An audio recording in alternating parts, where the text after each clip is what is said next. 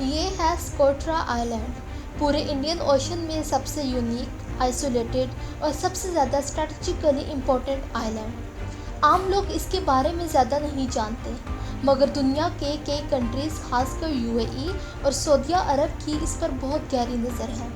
اس آئی land کو alien آئی land بھی کہا جاتا ہے، کیونکہ یہاں پر پائے جانے والے درخت اور پودے پوری دنیا میں کہیں نہیں پائے جاتے۔ لیکن یہ ایک بہت چھوٹی سی وجہ ہے جو اس آئی لینڈ کو بہت خاص بناتی ہے۔ اصل وجہ اس آئی لینڈ کی جغرافیائی لوکیشن ہے، اور اسی وجہ سے اس کو the jewel of Gulf of Aden بھی کہا جاتا ہے۔ یمن سے تقریباً 500 کلومیٹر دور آن آف افریقہ کے پاس واقع یہ آئی لینڈ ایک گیٹ وے ہے، جہاں سے پوری دنیا کی 30% سمندری کنٹینرز گزرتے ہیں۔ ہر روز تقریباً 3 ملین آئل بیرلز پرشین گلف سے نکل کر انڈین اوشن میں آتے ہیں۔ یہ سمندری جہاز عربین سی کو کراس کرتے ہوئے گلف آف ایڈن میں آتے ہیں اور پھر ریڈ سی میں داخل ہوتے ہوئے سویس کینال کے ذریعے یورپ پہنچ جاتے ہیں۔ تو جو بھی اس آئی لینڈ کو کنٹرول کرے گا وہ اصل میں ورلڈ ٹریڈ کو بھی کنٹرول کرے گا، اور ساتھ ہی ساتھ وہ افریقہ پر نظر بھی رکھ سکے گا، کیونکہ بالکل پاس یہ صومالیہ ہے، اور اس روٹ پر سب سے خطرناک چیز صومالی پائریٹس ہیں، جو اکثر ٹریڈ شپس پر حملہ کرتے رہتے ہیں۔ اس آئی لینڈ پر کنٹرول کر سارے ٹریڈ روٹس کو پروٹیکٹ کیا جا سکتا ہے، اور آخر میں اس آئی لینڈ کے ذریعے سارے مڈل ایسٹرن ڈیولپمنٹس پر بھی نظر رکھی جا سکتی ہے۔ اس کے علاوہ آس پاس کی فشنگ کمیونٹیز کے لیے بھی یہ آئی لینڈ ایک بہت بڑا اسٹاپنگ پوائنٹ ہے۔ یہ تھی اس کی جغرافک امپورٹنس، جس کی وجہ سے ایران سے لے کر قطر اور انڈیا تک ریجنل پاورز اس آئی لینڈ پر اپنی بیس بنانا چاہتے ہیں۔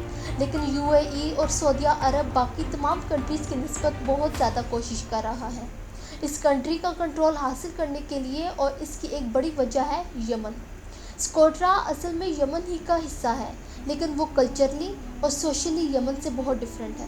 سکوٹرا کی آبادی تقریباً 60,000 سے 90,000 کے درمیان ہے، اور یہاں پر 50% سنی اور 50% شیعہ مسلمان رہتے ہیں۔ یہاں پر رہنے والے زیادہ تر لوگ یا تو مچھلیاں پکڑتے ہیں یا پھر کھجور کی کاشت کرتے ہیں۔ بدقسمتی سے قدرتی حسن سے مالا مال یہ آئی لینڈ پچھلے کچھ سالوں سے سول وار کا حصہ بن چکا ہے، جس نے پورے یمن کو تباہ کر کے رکھ دیا ہے۔ یمن کی سول وار کی بات کریں تو اس کی شروعات تب ہوئی جب 2014 میں حکومت مخالف شیعہ گروپ کو انصار اللہ نے یمن کی کیپٹل پر قبضہ کر لیا اور پرائم منسٹر محمد بسندوا کو ریزائن کرنے پر مجبور کر دیا۔ یہ انصار اللہ اصل میں وہی گروپ ہے جنہیں یمنی حوثی باغی بھی کہا جاتا ہے۔ یمن وار ایک بہت ہی کمپلیکس ٹاپک ہے۔ یہ ایک پراکسی وار ہے۔ سادہ الفاظ میں بات کریں تو اس کانفلکٹ کی اصل ڈوریاں پردے کے پیچھے موجود کچھ اور کنٹریز کے ہاتھوں میں ہیں۔ ایک طرف امریکہ اور گلف کنٹریز ہیں جو پریزیڈنٹ ہادی کو سپورٹ کرتی ہیں، اور دوسری طرف ایران ہے جو حوثی باغیوں کو سپورٹ کرتا ہے۔ یمن ایک ہی پراکسی وار میں جل رہا ہے، جہاں پر دنیا کی سپر پاورز اپنے مقصد کے لیے اس کی زمین اور لوگوں کا استعمال کر رہے ہیں۔ اس پر ہم فیوچر میں ایک ویڈیو بنائیں گے، لیکن ابھی فی الحال ہم واپس آتے ہیں سکوٹرا آئی لینڈ پر۔ تو UAE اور سعودیہ کی سکوٹرا کو حاصل کرنے کی ایک وجہ تو یہ ہے کہ وہ حوثی باغیوں پر نظر رکھ سکیں، جن کی رسپانسبلٹی ان حوثی باغیوں نے کلیم کی تھی جب 2 سال پہلے UAE پر کچھ میزائل اٹیکس ہوئے تھے۔ تو یہاں بیٹھ کر UAE ایسے کسی بھی اٹیک کو ناکام بنا سکتا ہے، بلکہ اگر انہیں حوثی باغیوں پر اٹیک کرنا بھی پڑے تو UAE کے مقابلے میں یہاں سے حملہ کرنا کافی آسان ہوگا۔ لیکن یہ ساری سٹوری اب اور بھی انٹرسٹنگ ہوتی جا رہی ہے۔ 2015 میں سکوٹرا آئی لینڈ پر ایک بہت بڑا طوفان آیا تھا، جس نے کافی مالی اور جانی نقصان کیا۔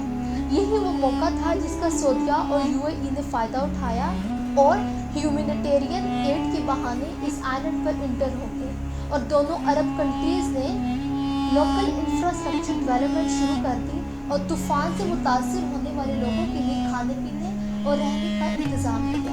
اور صرف یہی نہیں، UAE نے سیکیورٹی کے بہانے وہاں اپنے 5,000 فوجی بھیجے، اور پھر 2018 میں UAE نے یمنی فوجیوں کو ٹریننگ دینے کے بہانے یہاں پر اپنے اور بھی فوجیوں کو بھیج دیا، اور پھر 30 اپریل 2018 کو UAE کی آرمی نے سکوٹرا کے تمام ایئرپورٹس اور سی پورٹس پر کنٹرول حاصل کر यहाँ पर की सबसे इंटरेस्टिंग पार्ट आता है जिसका पहले मैं जिक्र कर चुकी हूँ।